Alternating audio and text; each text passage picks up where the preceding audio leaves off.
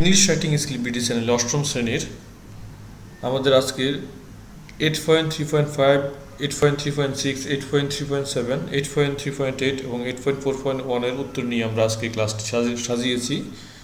তো এখানে আমাদের আজকের এই এক্সপিরিয়েন্সের নাম অর্থাৎ চ্যাপ্টার নাম হচ্ছে লাইফ ইন দ্য উডস, অরণ্যে জীবন।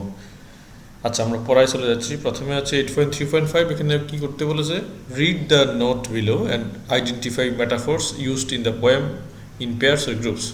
নিচের নোটটি পড়ো এবং কবিতায় ব্যবহৃত রূপক অর্থগুলোকে জোড়ায় বা দলে চিহ্নিত করো। ওকে, মেটাফোর সম্পর্কে আমাদের লিখতে বলছে। তো মেটাফোরটা কি আমরা একটু দেখি। মেটাফোরটা হচ্ছে, it is a powerful tool in language and can help learners better understand complex ideas and express themselves more creatively. Metaphor হচ্ছে একটা ভাষার একটা অন্যতম একটা উপাদান, যেটা একজন শিক্ষার্থীকে খুব ভালোভাবে জটিল আইডিয়াকে খুব সহজভাবে বুঝতে সাহায্য করে এবং এটাকে সুন্দরভাবে আরও সহজভাবে সৃজনশীলতার সাথে এক্সপ্রেস করতে সাহায্য করে। মেটাফোরটা কি? মেটাফোর শব্দের অর্থ হচ্ছে রূপক অর্থ। দেখো আমরা এখানে দেখতে পাচ্ছি রূপক অর্থ। রূপক অর্থ বলতে কি বোঝায়? রূপক অর্থ হচ্ছে কোনো কথা সরাসরি না বলে এটা একটু পরোক্ষভাবে কোনো কিছুকে বোঝানো। আমরা একটু পরে রূপক অর্থের বিস্তারিত দেখতে পাবো। আমি এখন শুধুমাত্র এখানে অনুবাদটা করে যাচ্ছি, পরে আমরা এটার বিস্তারিত আলোচনার আমাদের সুযোগ আছে নিচে। A metaphor is a figure of speech used to describe something by comparing it to something else. মেটাফরটা হচ্ছে একটা ফিগারস অফ স্পিচ যেখানে একটা বিষয়কে তুলনা করা হয় আরেকটা জিনিসের সাথে। Unlike similes, which uses like, as, dot dot as or as to make comparison, metaphor state that one thing is another. Unlike সিমিলির মতো নয়।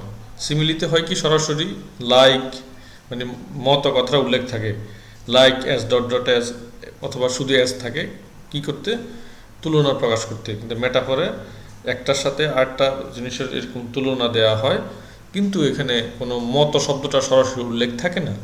For example, life is journey. উদাহরণস্বরূপ, জীবন হচ্ছে একটি জার্নি।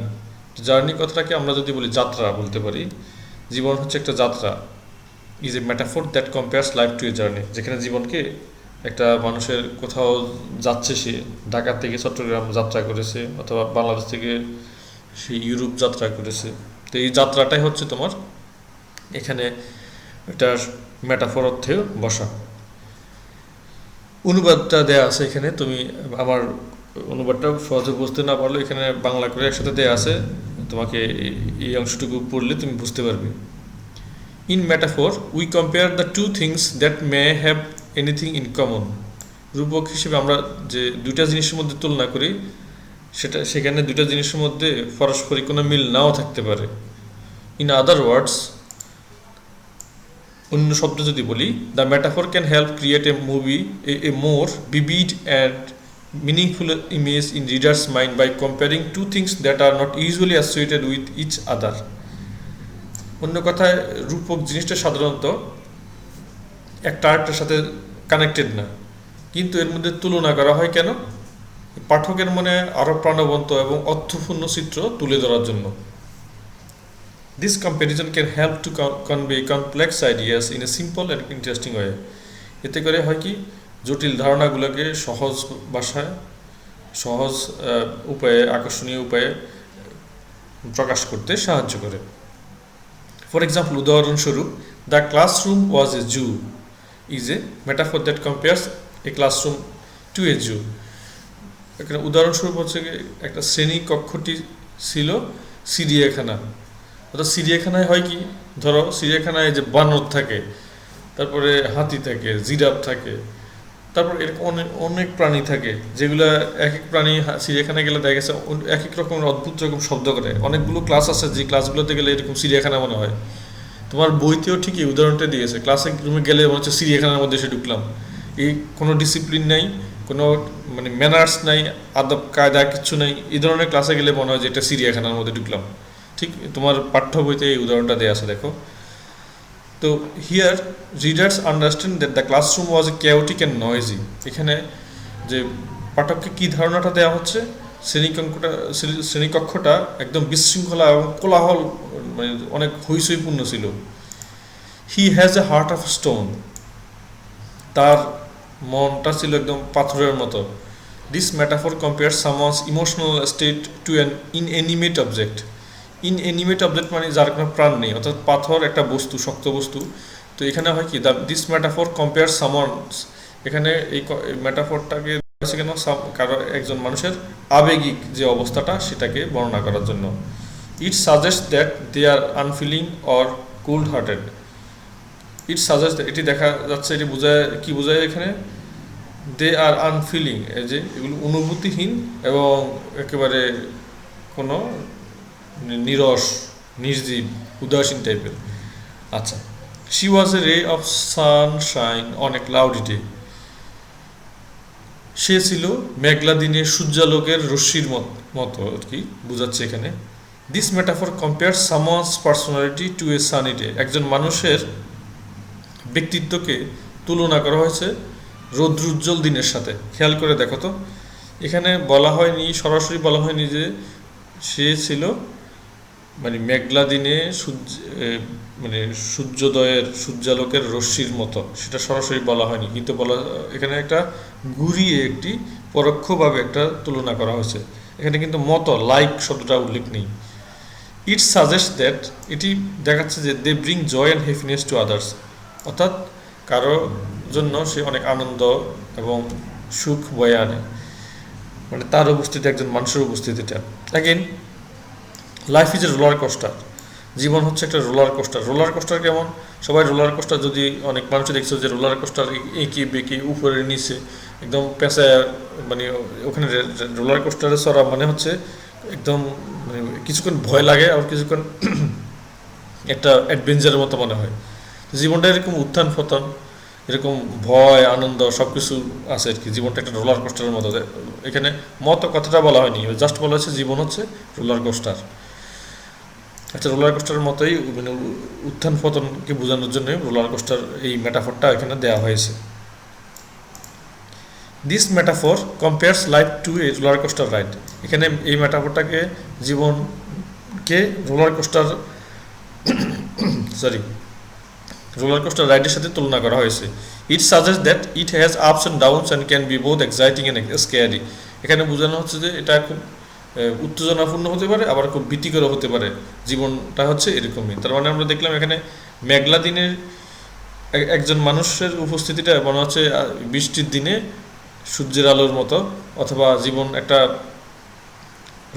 রোলার কোস্টার, অর্থাৎ রোলার কোস্টারের মতো জীবনে অনেক উত্থান পতন আছে, এটাকে মানে তুলনা দেওয়া হলো। তো এখানে তুলনাটা খেয়াল করে দেখো, তুলনাটা এত সুন্দর করে দেওয়া হয়েছে যে জাস্ট ঠিক এটা রূপকথ্যে পড়ছে। আমরা যে পড়াটা পড়ছি এটা হচ্ছে মেটাফর, তো এটা হচ্ছে রূপকথ্যে বলা। আচ্ছা, সিমিলি এবং মেটাফরের এখানে আমি তোমাদের বোঝার সুবিধাতে এই অংশটা বইতে নেই, তোমাদের বোঝার সুবিধাতে আমি এই জিনিসটা এখানে নিয়ে এসেছি। দেখো, সিমিলি হচ্ছে বৈশিষ্ট্য উল্লেখ করে যখন দুইটি বৈসাদৃশ্য অর্থাৎ অমিল আছে এরকম জিনিসের মধ্যে তুলনা করা হয় তাকে সিমিলি বলে। ছেলেটি সিংহের মতো হিংস্র, the boy is as ferocious as lion. আবার দেখো, বৈশিষ্ট্য উল্লেখ না করে যখন দুটি বৈসাদৃশ্য জিনিসের তুলনা করা হয় তাকে বলা হয় মেটাফোর। ছেলেটি একটা সিংহ, the boy is a lion. এখানে খেয়াল করে দেখো, the boy is a lion, এখানে ছেলেটি একটা সিংহ। তো এখানে বলা হচ্ছে ছেলেটি একটা সিংহ, কিন্তু বলা হয়নি ছেলেটি সিংহের মতো হিংস্র, এই কথা কিন্তু বলা হয়নি এখানে। তাহলে এখানে ছেলেটিকে সিংহ বলার মাধ্যমেই তার হিংস্রতাটাকে বোঝানো হয়েছে, কিন্তু হিংস্রতার কথা উল্লেখ নেই। আর এখানে দেখো, খেয়াল করে ছেলেটি একদম সরাসরি বলা আছে সে সিংহের মতো হিংস্র। তা মানে দ্বিতীয় যে মেটাফরের কাজ হচ্ছে জাস্ট রূপকথ্যে বলা কথাটা, সিমিলি কাজটা হচ্ছে উপমা দিয়ে বলা, সরাসরি বলা, আর মেটাফরে একটু ঘুরিয়ে ওই জিনিসটাকেই বোঝানো।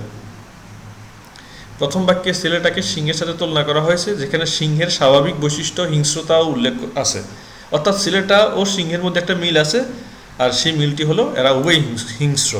দ্বিতীয় বাক্যেও ছেলেটাকে সিংহের সাথে তুলনা করা হয়েছে ঠিকই, কিন্তু সিংহের বৈশিষ্ট্য কি তা উল্লেখ করা হয়নি। অর্থাৎ ছেলেটা আর সিংহের মধ্যে একটা মিল আছে কি, কিন্তু সেটা সেই সেই মিলটা কোথায় তা উল্লেখ করা হয়নি।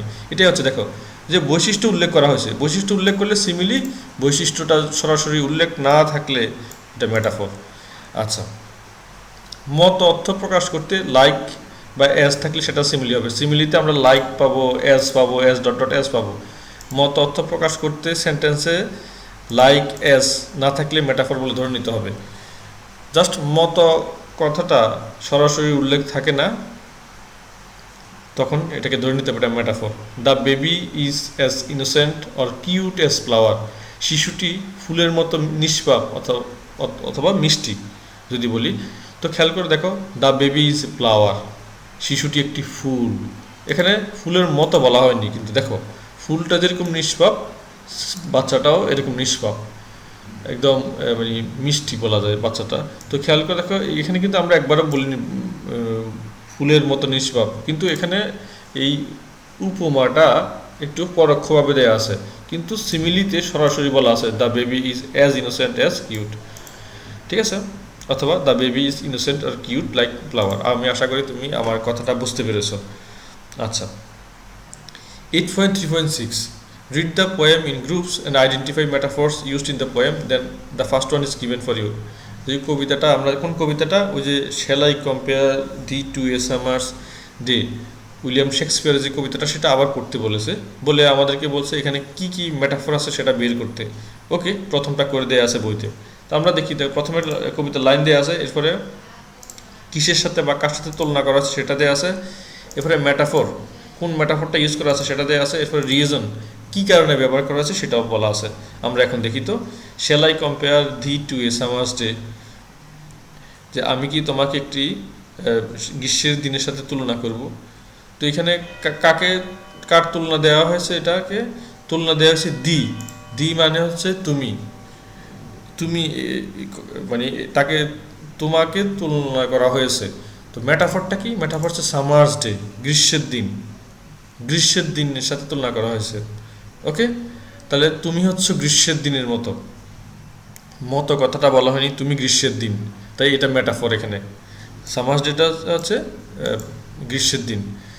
এটা এটা কারণটা কি, reason to use the metaphor to compare the beauty of his beloved, তার প্রিয়জনের সৌন্দর্য তুলনা করতেই মানে এই মেটাফরটা এখানে দেওয়া হয়েছে। ঠিক আছে, আচ্ছা, তাহলে আমরা এখন দেখি দ্বিতীয় লাইনটা, rough winds do shake the darling birds of May.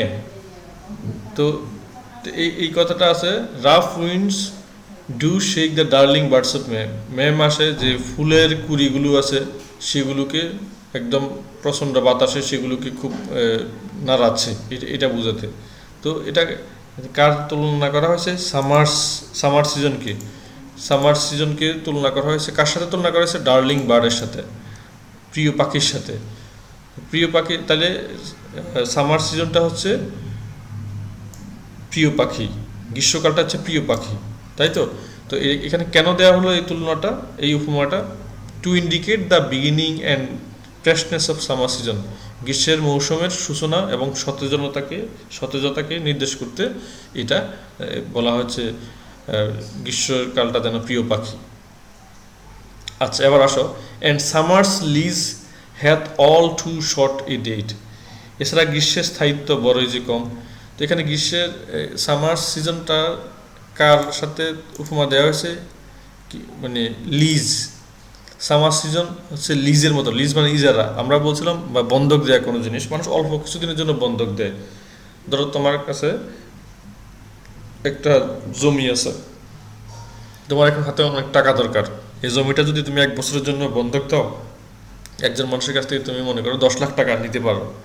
তো কতদিনের জন্য নিচ্ছ, জাস্ট 1 বছরের জন্য, 1 বছরের মধ্যে তুমি তাকে আবার 10 লাখ টাকা ফিরিয়ে দিলে এই জমিটা আবার তুমি ব্যবহার, তোমার জমিটা তোমার কাছে চলে আসলো। এটা হচ্ছে ইজারা বা এটা বন্ধক দেয়া এইভাবে। তো মানে ইজারা বা বন্ধক যেহেতু স্বল্প সময়ের জন্য দেয়া হয়, সামার সিজনকে এখানে স্বল্প সময়ের জন্য বোঝানো হয়েছে। কেন আমরা বললাম না গত ক্লাসে যে শীত প্রধান দেশে গ্রীষ্মকালটা খুব অল্প, বাকি সময়টা পুরোটাই বরফ বা ঠান্ডা থাকে। তা আমাদের দেশে যেরকম শীতকাল থাকে মাত্র নভেম্বর ডিসেম্বর, আর ওদের ওইখানে ইউরোপে বা আমেরিকাতে দেখা গেছে সামারটা হচ্ছে অল্প সময়, বাকিটা পুরোটাই শীতকাল।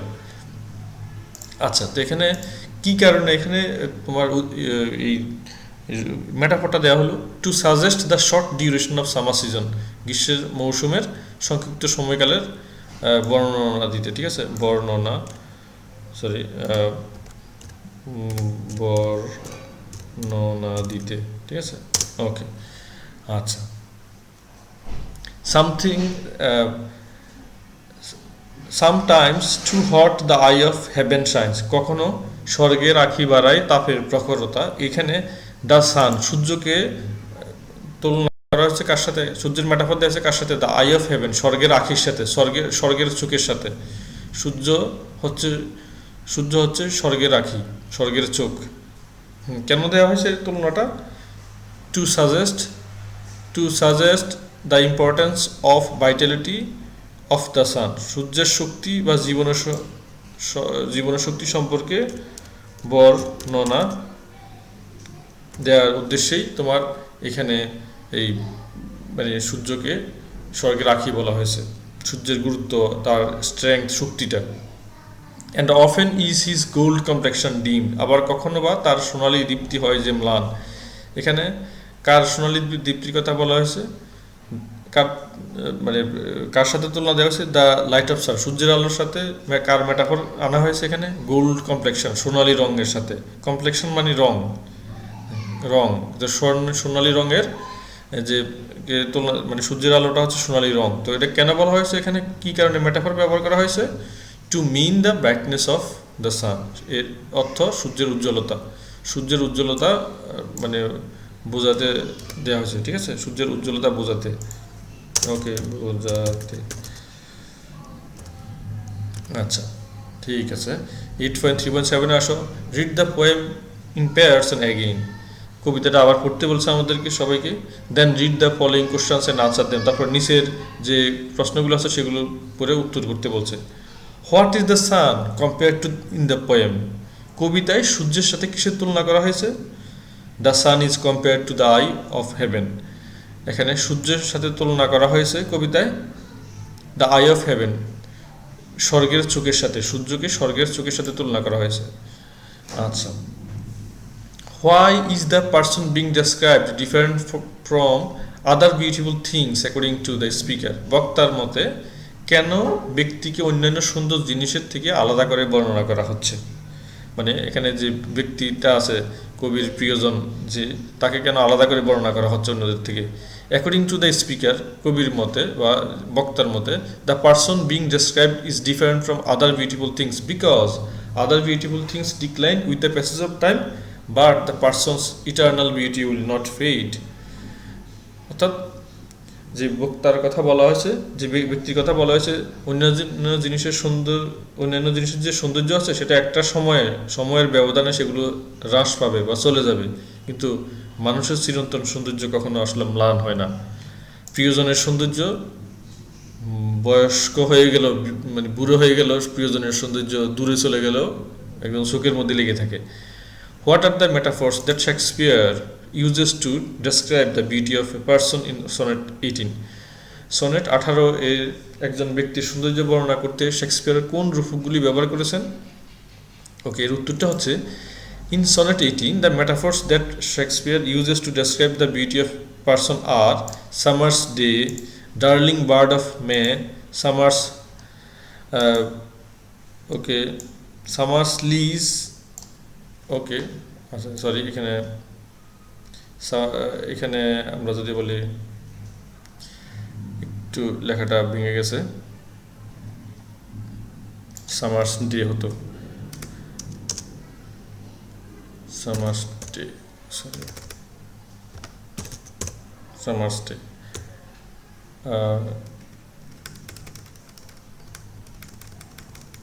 ওকে, আমরা এই দুটাই যদি রাখি এখানে, আচ্ছা আমরা রাখলাম এখানে। তো এই কবিতার মধ্যে যে ব্যক্তির সৌন্দর্যের তুলনা দেওয়া হচ্ছে সেটা কোথায় কোথায়? সামার্স ডে, গ্রীষ্মের দিনের সাথে দেওয়া হচ্ছে ডার্লিং বার্ডস অফ মে, মানে মে মাসের যে কোমল ফুলের কোমল কলির সাথে তুলনা দেওয়া হয়েছে। আচ্ছা, ডি নম্বরে আসি আমরা। In the line long live this and this gives life to the, what or hmm is metaphor life used for. যে বলা হচ্ছে এটি দীর্ঘজীবী হোক, এটি তোমাকে জীবন দেয়, এই যে লাইনে বলা হয়েছে, অর্থাৎ শেষ লাইনে কবিতার যে আমাদের উইলিয়াম শেক্সপিয়ারের যে কবিতাটা, সেই কবিতার শেষ লাইনে যেটা বলা হয়েছে, এখানে জীবন রূপকটি অর্থাৎ জীবন মেটাফরটা কি জন্য ব্যবহৃত হয়েছে বা কার জন্য ব্যবহৃত হয়েছে। The metaphor life is used for the everlasting beauty of a person being described. একজন মানুষের প্রিয়জনের চিরস্থায়ী সৌন্দর্যকে বোঝানোর জন্যই এই মেটাফর অর্থাৎ রূপক অলঙ্কারটি ব্যবহার করা হয়েছে। What is the overall message of sonnet 18? Sonnet 18-এর মানে সার্বিক মেসেজটা কি, ওভারঅল মেসেজটা কি, সামগ্রিক বার্তাটা কি? The overall message of the sonnet 18 is the power of beauty to overcome normal comparison. Shakespeare explores the idea that while natural beauty like that of summer's day is temporary, the beauty of dear one will last forever. অর্থাৎ sonnet 18-এর সামগ্রিক বার্তা হলো স্বাভাবিক তুলনাকে অতিক্রম করার সৌন্দর্য শক্তি। Shakespeare এই ধারণাটি দেখাচ্ছে যে গ্রীষ্মের দিনের মতো প্রাকৃতিক সৌন্দর্য অস্থায়ী হলেও প্রিয়জনের সৌন্দর্য চিরকাল স্থায়ী হবে। ঠিক আছে। আচ্ছা, আমরা 8.3.8-এ যাই। এখানে কি বলছে? Dear students, read the summary and the central theme of the poem. কবিতার সারসংক্ষেপ এবং মূল বক্তব্য পড়ো। It will help answer the questions above. এটি তোমাকে উপরের প্রশ্নগুলোর জবাব দিতে সাহায্য করবে। আচ্ছা, আমাদেরকে পড়তে বলছে এখানে কবিতার যে সামারিটা আছে, একেবারে মূল থিমটা আছে, তারা এখানে লিখে দিয়েছে। কবিতাটা আমাদেরকে আরও বুঝতে সাহায্য করবে এবং যে উপরে যে প্রশ্নগুলো তোমরা আনসার করতে যদি যাও, তাহলে তোমাদেরকে নিজেদের মতো একদম আরও সহজ ভাষায় আনসার করার তোমার সুযোগ তৈরি করবে। অর্থাৎ তুমি এই জিনিসটা কবিতাটা আরও ভালো করে বুঝবে যদি সেন্ট্রাল থিমটা পড়ো। আমরা এখন আসি central থিমে। In the sonnet, shall I compare thee to a summer's day? Sonnet 18. William Shakespeare uses the metaphor of summer's day to describe the beauty of a person, likely a beloved. Shall I compare thee to a summer's day? আমি কি তোমাকে একটি গ্রীষ্মের দিনের সাথে তুলনা করব? এই সনেটে উইলিয়াম শেক্সপিয়ার একজন ব্যক্তির সৌন্দর্য বর্ণনা করতে গিয়ে গ্রীষ্মের দিনের রূপক ব্যবহার করেছেন, সম্ভবত সেই কবির প্রিয়তমা অথবা প্রিয়জন। The opening line poses the question of whether it is fitting to compare this person to a summer's day. শুরুর লাইনটি মানে এই প্রশ্নটা উত্থাপন করে যে এই ব্যক্তিকে গ্রীষ্মের দিনের সাথে তুলনা করা উপযুক্ত কিনা। আগে জিজ্ঞেস করছে তোমাকে কি আমি গ্রীষ্মের দিনের সাথে তুলনা করব। However, the speaker quickly points out that, যাই হোক বক্তা খুব কুইকলি দ্রুত পয়েন্ট আউট করে যে the person is more beautiful. এখানে ব্যক্তিটা হচ্ছে অনেক সুন্দর অ্যান্ড এন্ডিউরিং দেন এনি মিয়ার সিজন। অন্য যে কোনো সিজন, এই সিজন হোক আর গ্রীষ্ম সিজন হোক, যে সিজনে হোক না কেন, সে সমস্ত সিজন থেকে সে অনেক বেশি সুন্দর এবং স্থায়ী। The speaker contrast the fickleness and beauty of summer with the timeless and unchanging beauty of the person. এখানে বক্তা গ্রীষ্মের চঞ্চলতা এবং সৌন্দর্যকে ব্যক্তির কালোজয়ী এবং অপরিবর্তনীয় সৌন্দর্যের সাথে তুলনা করেন। দেন তারপর হি talks about the imperfection of summer's day. তারপরে গ্রীষ্মের দিনের অসম্পূর্ণতা সম্পর্কে কথা বলেন, such as rough winds that shake the tender flowers of May and the fact that summer is splitting. যেমন রুক্ষ বাতাস যা মে মাসের কোমল ফুলগুলিকে নাড়া দেয় এবং গ্রীষ্ম ক্ষণস্থায়ী হয়। অর্থাৎ গ্রীষ্মকালের ফল্ট আছে, প্রিয়জনের কোনো ফল্ট নাই। গ্রীষ্মকাল মানে খুবই ক্ষণস্থায়ী, আর গ্রীষ্মকাল হচ্ছে সুন্দর ফুলগুলোকে ধাক্কা দিয়ে একদম এলোমেলো করে ফেলে বাতাস, কিন্তু প্রিয়জনের সৌন্দর্য অনেক স্থায়ী, ওখানে কোনো ত্রুটি নেই। Summer is characterized by rough winds and brief breeze that comes to an end too soon. গ্রীষ্মকাল রুক্ষ বাতাস এবং একটি সংক্ষিপ্ত ইজারা দ্বারা চিহ্নিত করা হয় যা খুব শীঘ্রই শেষ হয়ে যায়। আমরা যেটা বললাম গ্রীষ্মকালকে যে খুবই বাজে রকমের আবহাওয়া, বাতাসের সাথে তুলনা করা হয়েছে, আর তুলনা করা হয়েছে কার সাথে? সংক্ষিপ্ত ইজারা বা বন্ধকের সাথে তুলনা করা হয়েছে, যেটা অল্প কয়েকদিনের জন্য স্থায়ী হয়। The sun, which is referred to as the eye of heaven, can sometimes be too hot, scorching the earth below. সূর্য, যাকে স্বর্গের চোখ বলা হয়, কখনো কখনো খুব গরম হতে পারে, যা নিচের পৃথিবীকে জ্বালিয়ে দেয়। And even the sun's gold complexion, a metaphor for its radiant appearance, can be dimmed by cloud. সূর্যের আলোকে যতই সোনালী রঙের বলা হয় থাক না কেন, সূর্যের আলো প্রচণ্ড আলো, যেমন ফুল ফসলকে জ্বালায় ফেলে, একদম মানুষকে অনেক কষ্ট দেয়, এবং সেটা কিন্তু এত ক্ষমতাশালী, এত রঙিন, এত সুন্দর জিনিস কিন্তু আবার মেঘের দ্বারা কি হয়? ঢেকে যায়, মেঘ দ্বারা ঢেকে যায়। অর্থাৎ সূর্যের আলো, সূর্যেরও ফল্ট আছে, প্রিয়জনের সৌন্দর্যের কোনো শেষ নেই, প্রিয়জনের সৌন্দর্যের কোনো ত্রুটি নেই। Additionally, the poet acknowledges that all beautiful things fade over time due to suns or natural cycles. কবি স্বীকার করেছেন যে সমস্ত সুন্দর জিনিস সময়ের সাথে সাথে সুযোগ বা প্রাকৃতিক চক্রের কারণেই ম্লান হয়ে যেতে পারে। The speaker then broadens the scope of the comparison, saying that everything beautiful and fair will eventually decline and fade away, subject to the unpredictable whims of suns and nature. এরপর বক্তা এই বলে তুলনার পরিধি প্রসারিত করেন যে সুন্দর বা ন্যায্য সবকিছু অবশেষে ম্লান হবে, হ্রাস পাবে, যার সুযোগ বা প্রকৃতির অপ্রত্যাশিত ইচ্ছার সাপেক্ষে।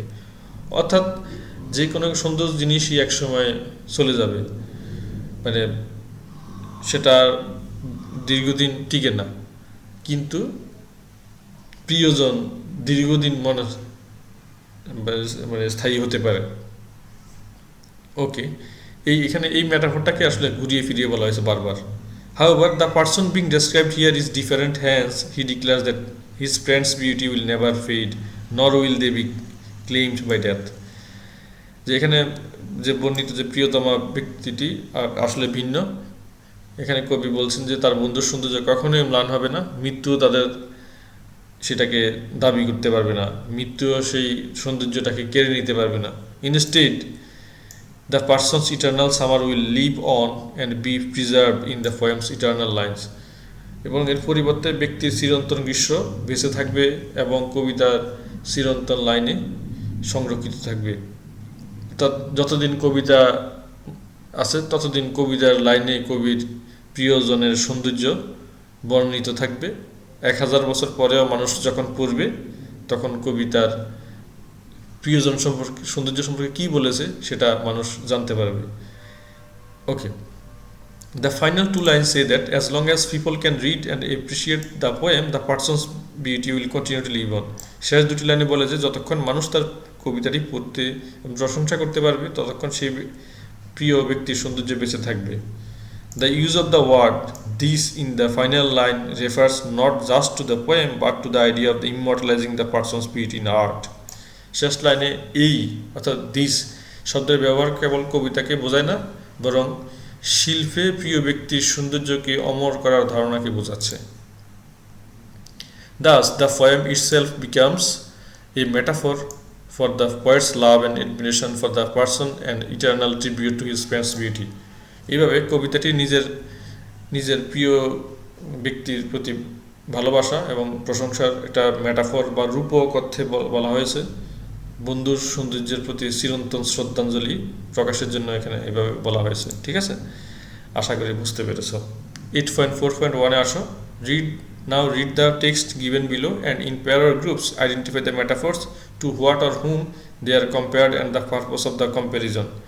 Then share your answer with the class. নিচের পাঠ্যগুলো পড়ো, জোড়া বা দলে রূপকগুলো চিহ্নিত করো, তাদের সাথে কি বা কার তুলনা করা হয়েছে, তুলনার কি উদ্দেশ্য, মানে এখানে কি উদ্দেশ্যে মেটাফর ইউজ করা হয়েছে সেটা তোমাদেরকে এখন বলতে বলা হচ্ছে। ঠিক আছে, এটা খুবই ইন্টারেস্টিং যদি পড়ো। এটা কবিতা থেকে না, কিন্তু বাস্তব জীবন থেকে বিভিন্ন জায়গা থেকে সংগ্রহ করা হয়েছে। ফ্রেন্ডশিপ ইজ এ ট্রি, বন্ধুত্ব হচ্ছে একটা গাছ। Strong and rooted, growing and branching, offering shelter and support. বন্ধুত্ব হচ্ছে কেমন খুব দৃঢ় এবং গভীরে শিকড়যুক্ত হয়ে বৃদ্ধি পায় এবং শাখা প্রশাখায় বাড়ায়, আশ্রয় ও সহায়তা প্রদান করে। আমরা যেটা জানি, মানে ছোটকালে যাদের সাথে বন্ধুত্ব হয়, 80-90 বছর বয়সে পুরনো বন্ধুদেরকে দেখলে এদের মানে কি হয়, খুব মনে হচ্ছে কি বন্ধুত্ব কত স্ট্রং, এখনো পর্যন্ত একজন আরেকজনের দেখে খুব মিস করে, অনেক কথা বলে। তাদের এই বন্ধুত্বের শিকড়টা অনেক গভীরে চলে গেছে। একজন আরেকজনকে দেখে এক বন্ধু আরেকজনকে বিপদে যে শেল্টার দিচ্ছে, সাপোর্ট দিচ্ছে, এটাই আর কি। আচ্ছা, ওকে, তো এখানে এখানে কিসের সাথে কার তুলনা করা হয়েছে? এখানে প্রথমে বন্ধুত্বটাকে তুলনা করা হয়েছে। হ্যাঁ, কিসের সাথে তুলনা করা হয়েছে? এখানে কম্পেয়ার টু, কার সাথে তুলনা করা হয়েছে? The strong and rooted tree, শক্তিশালী এবং শিকড়যুক্ত গাছের সাথে বন্ধুকে তুলনা করা হয়েছে। তাহলে মেটাফোরটাকে, এখানে মেটাফোরটা হচ্ছে গাছ, ঠিক আছে? বন্ধুত্ব হচ্ছে গাছ, খেয়াল করে দেখো, আমার কথাটা বোঝো ভালো করে। বন্ধুত্ব হচ্ছে গাছ, ঠিক আছে? Friendship is tree. তো এখানে গাছটা হচ্ছে মানে বন্ধুত্বের মতো, গাছের যেরকম অনেক শিকড় বাকড় চলে যায়, বন্ধুত্বের এরকম অনেক শিকড় বাকড় চলে যায়, অনেক দূর গভীরে চলে যায়। আচ্ছা, তো আমি এমন মানুষকেও দেখেছি তোমার, যে বয়স 80 বছর হয়ে গেছে, কিন্তু উনি বলতেছে দেখতো আমার কোনো বন্ধু বান্ধবের কোনো আইডি পাওয়া যায়, ওই লোকটাকে বেঁচে আছে, একটু দেখতো, ওর ফেসবুক আইডি আছে।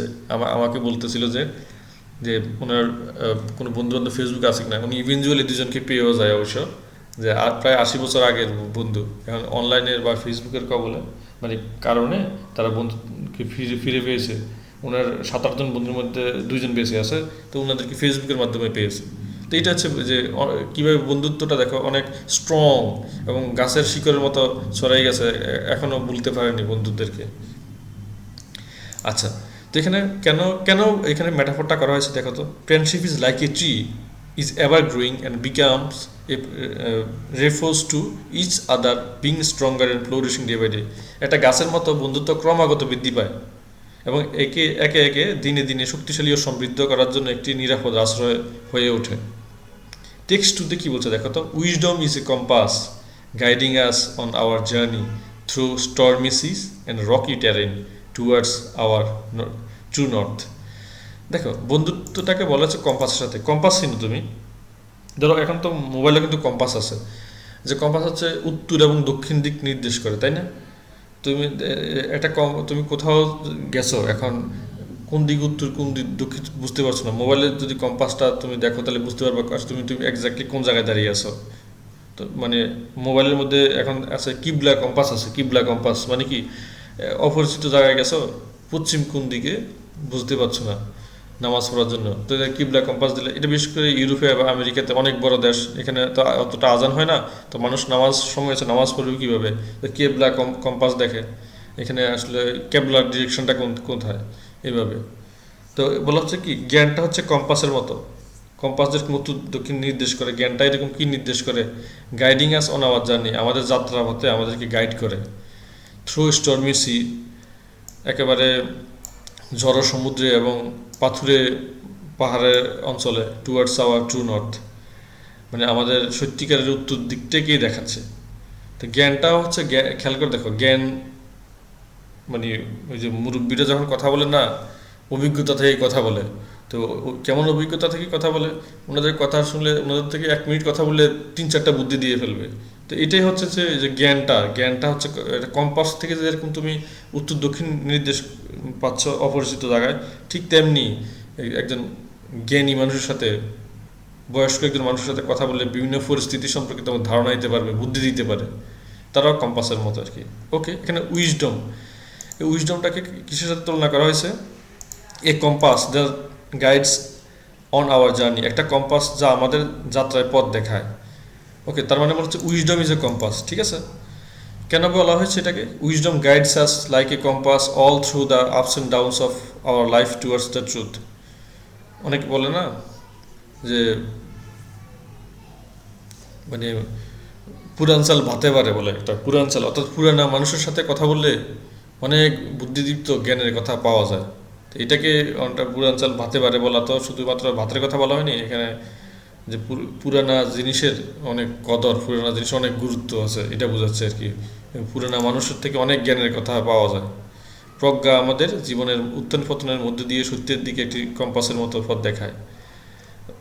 এই যে বিভিন্ন ঠেলা খাইয়া, খোঁচা খাইয়া, ধাক্কা খাইয়া মানুষ জীবনে যা শিখে, এটা মানুষকে আসলে কম্পাসের মতো পথ দেখায়। মানে 8-10 বছর খুব কষ্টের মধ্যে দিয়ে গেলে এরপর ঠিকই মানুষ বুঝতে পারে যে এখন জীবনে কী করতে হবে। এইভাবে জ্ঞানটা অর্জিত হয়। টেক্সট 3-তে আসো। Hope is a light that shines in the dark, a beacon of strength that ignites a spark. আচ্ছা, আশা হচ্ছে একটা আলো, that shines in the dark, যেটা অন্ধকারে জল করে, অ্যান্ড বিকন অফ স্ট্রেংথ, শক্তির মতো একটা বাতিঘর, দ্যাট ইগনাইটস স্পার্ক, যা স্ফুলিঙ্গকে প্রজ্বলিত করে।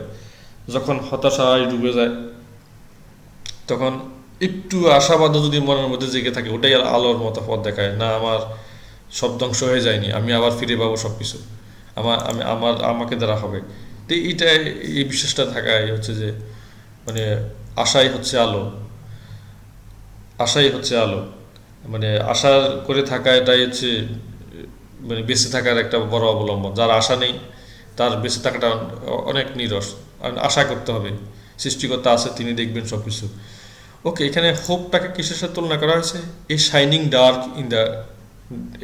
লাইট ইন দ্য ডার্ক, অন্ধকারের একটা উজ্জ্বল আলোকে তুলনা করা হয়েছে। আশাকে অন্ধকারের একটা উজ্জ্বল আলোর সাথে তুলনা করা হয়েছে। কেন? Like a shining light in the dark, hope provides us with strength that ultimately leads to the result. অন্ধকারের মধ্যে একটি উজ্জ্বল আলোর মতো আশা আমাদের শক্তি প্রদান করে, যা শেষ পর্যন্ত ফলাফলের দিকে নিয়ে যায়। সেটাই আশায় বেঁচে থাকতে, আশায় আলো।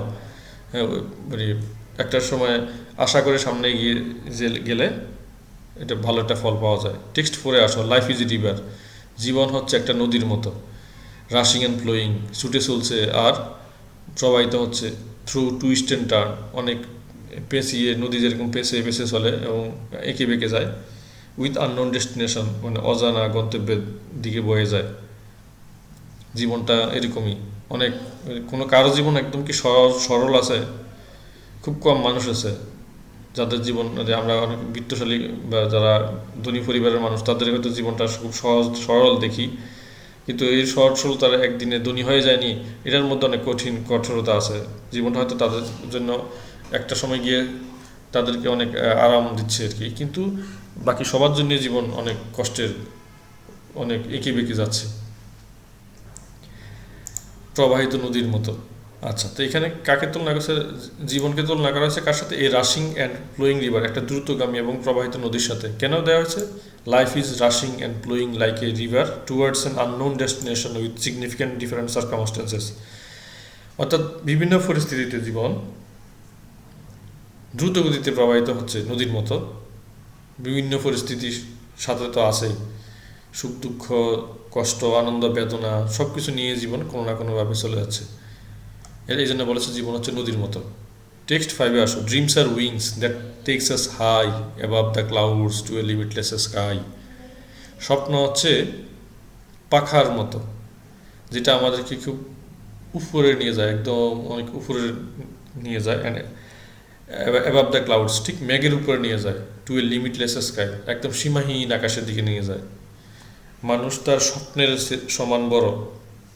আবদুল্লাহ আবু সাইদের উনি যে বিশ্ব সাহিত্য কেন্দ্রের যে বলা যায় যে মানুষের বই, এদেশে বই পড়ার প্রতি মানুষের আগ্রহ সৃষ্টির কারিগর বলা যায় বিশ্ব সাহিত্য কেন্দ্রের, সে আবদুল্লাহ আবু সাইদ স্যারের একটা কথা আছে, সেটা হচ্ছে মানুষ তার স্বপ্নের সমান বড়। যতটুকু স্বপ্ন দেখা যায় ঠিক তত বড়। স্বপ্নের ডানা আছে, স্বপ্নের কোথায় কোথায় আমি কী হবো জীবনে, অনেক কিছু স্বপ্ন দেখতে হবে বেঁচে থাকার জন্য, তাই না? স্বপ্নের ডানা আছে। এই যে স্বপ্নের কার সাথে তুলনা করা হয়েছে? Wings of a bird that take them high. এখানে পাখির ডানার সাথে তুলনা করা হয়েছে, যেটা মানুষকে অনেক উঁচুতে নিয়ে যায়। Okay, dreams take us like wings to better consequences with the endless scope in life.